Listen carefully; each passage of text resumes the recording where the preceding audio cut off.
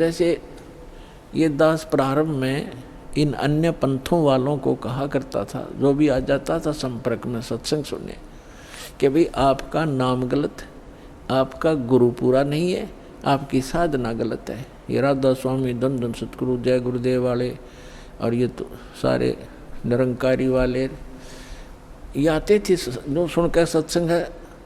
जब ये दास उनको ये सच्चाई बताता तो बेदक जाते, उठ कर चले जाते कि ना आप तो निंदा करते हो, किसी संत की निंदा नहीं करनी चाहिए, पाप लगता है।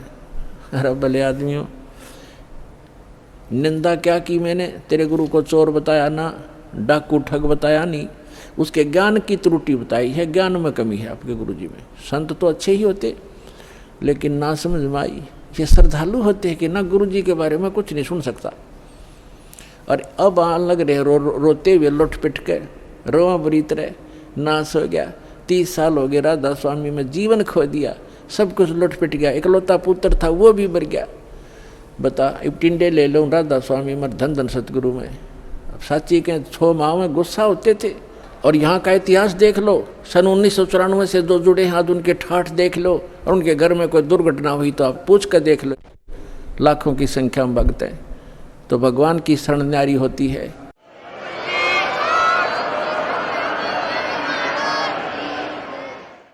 एक भगत से उसके सुख पूछने लग जाना, आपका दिमाग फेल हो जाएगा और उसके मुंह का थूक सूख जाएगा, पर उसके गुण भगवान के वो बताने से बंद नहीं होगा आपको, जिसने 5-4 वर्ष से भी नाम ले रखा है। ये समर्थ है, पूर्ण परमात्मा है। इसलिए दास ये रे हो रहा आपके लिए कि किसी प्रकार आपके समझ में आ जा कबीर इज गॉड। दास का काम पूरा हो, फिर तापा डूंडा पाट जाएगा, परमेश्वर में एक ही रस हो जाएगा कुछ दिनों में। तो रानी क्या कह रही है? परमात्मा ने बताना शुरू किया, बेटा आप विष्णु की पूजा करती हो, विष्णु जी की, कहाँ जाओगे? बता आपके गुरु ने। जी स्वर्ग में जाऊंगी। स्वर्ग में कितने दिन रहोगे? अब सत्संग सुनकर थोड़ा बहुत ज्ञान हो ही जाता है। कहती है जी वो तो जितना पुण्य होंगे, पुण्य अपने पुण्य धर्म होंगे, मेरे पुण्य होंगे, उतने दिन वहाँ रहूँगी। फिर कहाँ जाएगी? पता नहीं, वह मैं बताऊँ कहाँ जाएगी। तो गधी बनेगी फिर अगले दिन में। अब यह बात उसका उत्तर नहीं गला। परमात्मा ने बताया जो साधना आप कर रही हो, पुण्य कर रहे हो, दान कर रहे हो, ठीक है, रानी भी बन जाएगी और स्वर्ग भी चली जाएगी, फिर पशु योनि में भी कंपलसरी जाएगी। और ये आपके विष्णु जी भी नाशवान, आपके शंकर जी भी नाशवान, आपके ब्रह्मा जी भी नाशवान।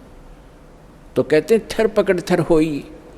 अमर की साधना करने से अमर पुरुष की तो अमर हो सकते हो। तुम नाशवानों की भक्ति करके और सथाई होने की चेष्टा कुचेष्टा करते हो। अब वो रानी कहने लगी, मुंह बना लिया रानी ने, इंदुमती ने, कि महाराज जी ये संत है ना, ये एक दूसरे की निंदा कराया करें, और मेरे गुरु जी के बारे में देखो आप कुछ ना कहियो, जो मेरे लिए तो भगवान है।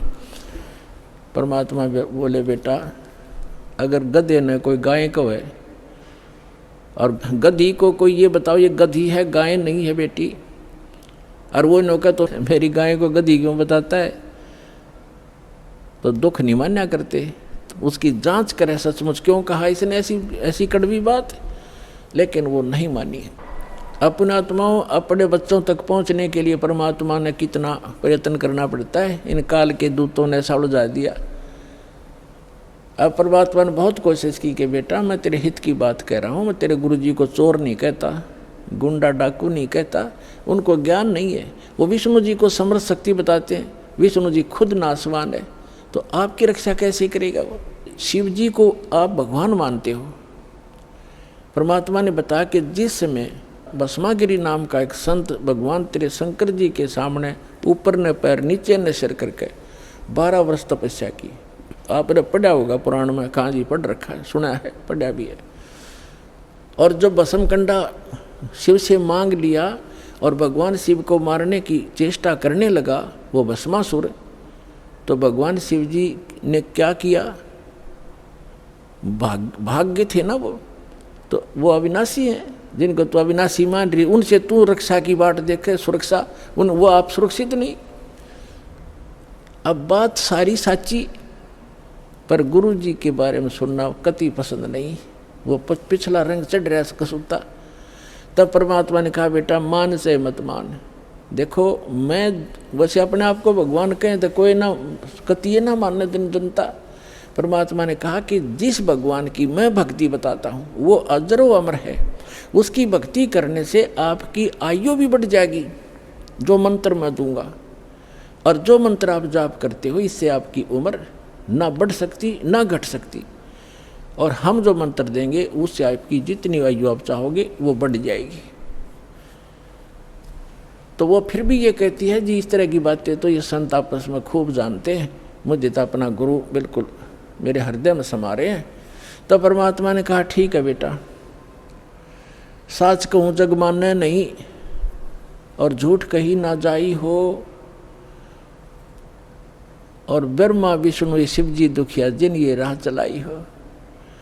तो परमात्मा ने कहा कि ठीक है बेटी, मैं चला, मान चाहे मत मान, मेरा फर्ज था तेरे को सच्ची बात बताने का। और आज से तीसरे दिन तेरी मृत्यु होगी, ना तेरा गुरु बचा सकेगा, ना तेरा विष्णु, ना तेरा शंकर जी बचा सकेंगे, और ना तेरा भक्ति यो मंत्र बचा सकेगा। और न्यू कह के महाराज जी उठन लगे, चरना पड़ गई। अब मौत दिखे है ना, जब जच्चा है कहाँ ही बूढ़ी बन गया दे। साधु संत झूठ नहीं बोला करते। चरणों में गिर गई और कहने लगी महाराज सचमुच। परमात्मा बोले तीसरे दिन आगे तेरी शेष आयु नहीं है और 83 लाख योनियों में जाएगी तू। फिर बोली महाराज जी फिर क्या करूं मैं? मैं मंत्र दूंगा बेटा, मंत्र जाप करिए और उस गुरु जी से बात भी मत करिए जो दुश्मन है तेरा। अब कहते हैं ना अपने लागे चाहे दो देश तो चाहे सारा मर जा पर अपना नंबर ना हो, इतना कोई दिक्कत नहीं। जब अपना नंबर आता दिखा ना, जब घी बंध है जीव की, तब सारी मान ली। ठीक दीदा से आपको मन में सोच रही कि देखूंगी तीसरे दिन क्या होगा, दीक्षा ले ली। और गुरुजी ने बताया कि बेटा तीसरे दिन काल आवेगा और मेरे रूप में आवेगा। अरे एक ध्यान रखना, जो मैंने आपको मंत्र दिया है प्रथम, जब वो निकट आवे तो पहले आप इस मंत्र का जाप करके और फिर प्रणाम करना। इस मंत्र का जाप करना, वैसे तो प्रणाम नहीं करना पहले। देखो उस समय उन्होंने विशेष हिदायत इसलिए दी थी, आगे के लिए फिर परमात्मा ने बताया था। वैसे संत आवे पहले दंडवत करे और फिर उनसे प्रसन्न करे, उनसे कुशल मंगल पूछे। लेकिन उस दिन परमात्मा ने विशेष हिदायत दी थी क्योंकि उसका अभ्यास नहीं था लड़की का। इसलिए कहा कि जब मैं आऊं यानी मेरे रूप में काल आवेगा और तू भावुक हो करके बगैर मंत्र जाप किए चरण मत छूना। पहले मंत्र जाप करना और फिर चरण छूना। अब रानी ने किसी को बताया नहीं, ने सोचा क्या पता सच्ची है कि झूठी है। ठीक अगले दिन के 12-1 बजे के आसपास परमात्मा के रूप में काल गया, करुणामय के रूप में, और कहा इंद्रमती कहाँ है बेटा? अब इंद्रमती ने देखा गुरुजी आगे, लेकिन वह बात उसके हृदय में गड़ रही थी। गुरुजी ने ये भी बात कही थी तो उन्हें प्रथम मंत्र सिमरण कर दिया। वो सारा जो कंप्लीट कोर्स यही है वो जो आपको दे रखा। उसके प्रथम मंत्र के प्रथम नाम से ही एकदम उसका स्वरूप बदल गया और ऐसी विकराल चेहरा, लंबे दांत और मोटी मोटी आंख, बेहुद्दी सी विकराल सी शरीर दिखाई दिया। तब उस काल ने देखा कि तेरा तो इसने आवरण तार दिया। न बोला अब तब बचगी तू, तेरे पास मंत्र जबरदस्त है, तुझे फिर देखूंगा। अब रानी का जान बची लाखों पाए और गुरु जी के 100 शुक्र मनाए। अपने नौकरों को बताती है काल आया था, आज मेरी मृत्यु होनी थी, मैंने जो गुरु जी बनाए हैं मेरी उम्र बढ़ा दी। अब ना तो राजा को बताई, उसके दरबार में जाके पड़ी रहे। काल तुमने ऐसे कहती रहती हो, कोई कुछ आ जाती है। तो उसके साथी भी तेरी बेचारी के साथ वो राजा की के माने वो आगी वापस, शुक्र मनाया रख। आगी तो तेरी टलगी मृत्यु, छाटते आके लेट गए। भगवान हे परमात्मा दया करिए, आपने इसी गुरु मिला ऐसा मंत्र दिया और मेरा जीवन रक्षा होगी। अब वह लेट गई बेड पे, कति खुशी बना के, इतने में काल सर्प बन के आ गया। सर्प बन के आया और रानी के डस दिया। डसते उसकी आँख खुली और फिर वो ऐसे ऐसे जाता दिखा। उसने शोर बचाया, भागियो, डस ली, सर्प ने डस ली, सर्प ने डस ली। नौकर नौकरानियाँ आए, बाजे लठले, वो लंबा महल था राजा का, वो जो जाता दिखा सबने और मोरी में से निकल गया। रानी मृत्यु को प्राप्त होगी। राजा के घर वैद्य उपस्थित रहते थे, डॉक्टर बुलाए, वैद्य बुलाए, गार्डू बुलाए, सारा कुछ कर दिया और सब ने मृत घोषित कर दी। तब परमात्मा आ गए तो नौकर नौकरानियां कहने लगी, जिन देखे थे भगवान उस दिन, वो नौकरानियां कहने लगी, महाराज जी आपकी शिष्या को सर्प ने डस दिया, तब सर्प से मृत्यु होगी। हाहाकार मच गई। तो परमात्मा ने एक बहाना सा करा, मंत्र सा बुदाया और कहा, उठ बेटी, 1 सेकंड में रानी खड़ी होगी। बोलो सतगुरुदेव।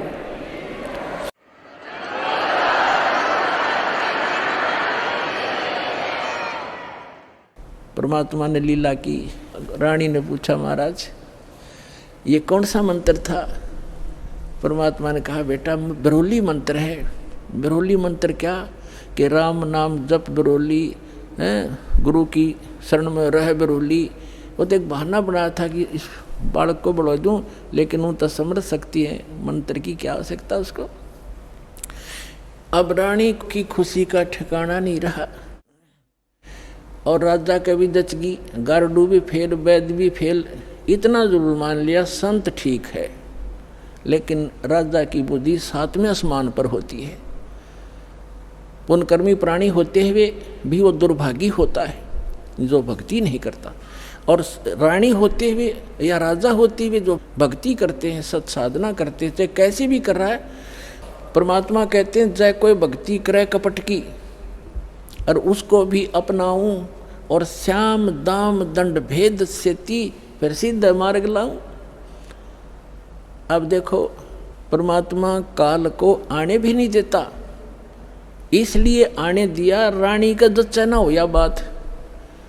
संत जो साची कह गया, परमात्मा ये समझ रहे थे कि या फिर छोड़ दे हो गुरु, दूसरा गुरु आते ही उसके भी चरण छुआ और उसकी भी आरती तारा हो। और पुण्यात्मा, गुरु को तजे भजे जो आना, अर्ता पशुआ को फोकट ज्ञाना। परम संत ने छोड़कर फिर वो नकलियाँ फिर भी आस्था जिसकी है तो वो फोकट ज्ञान है, उसके पास भक्ति है, वो श्रद्धा नहीं बनी उसकी। जैसे पति भरता पति से राती, आन पुरुष नहीं भावे और बसे पीहर में सुरत प्रीतम में, ऐसे ध्यान लगा। यानी गुरु, नकली गुरु को त्यागने के बाद जब आपके समझ, क्योंकि पहले तो आपके पास कोई पैमाना ही नहीं था मापन का, जांच करने का कोई ऐसा वस्तु नहीं थी, विकल्प नहीं था। अब दास आपको पहले संत को जांचने के पैमाने देता है कि इसे नाप के देख लियो जिसके पास ये ज्ञान है कि नहीं। जैसे धर्मदास जी भी पहले ऐसे ही दूसरी साधनाएं करता था। जब परमात्मा ने उसको सच्चा ज्ञान सुना, वो फिर भी बुद्धि भ्रष्ट हो गई थी बीच में, तो फिर परमात्मा मिले नहीं थे। तो उसने सोचा साधु संत के रूप में मिले थे, कोई भी संत मिलता, धर्मदास उसके पास जाता और जाती कहता, महाराज जी ठीक सो, कहाँ आजा बच्चा, ठीक है। तो उसने पूछा, जी वो क्या प्रश्न करता था कि ब्रह्मा विष्णु महेश के माता पिता कौन है? तो वो कहता था, अरे ये तो अजरो अमर है, सर्वेश्वर है, ये कहाँ से बात उठा लिया? तो तभी उठकर चल पड़ता था कि ना, ये संत नहीं है। तो उसके पास एक पैमाना था उनको जांचने का। और जब उसने परमात्मा मिले दोबारा, फिर वो तो पूरा काम उनका होना ही था। तो पहले तो आपके पास कोई ऐसा था नहीं मेजरमेंट टेप जिससे आप उसको ना सकते थे, तोल सकते थे, जांच सकते थे। और जब पूर्ण संत मिल जाए फिर भी वो निवासता है, वो तो जीवन नाशक है आपके। हाँ, उनको समझाने की चेष्टा करो। गुरुजी, पहले जो गुरुजी थे कि भक्त महाराज जी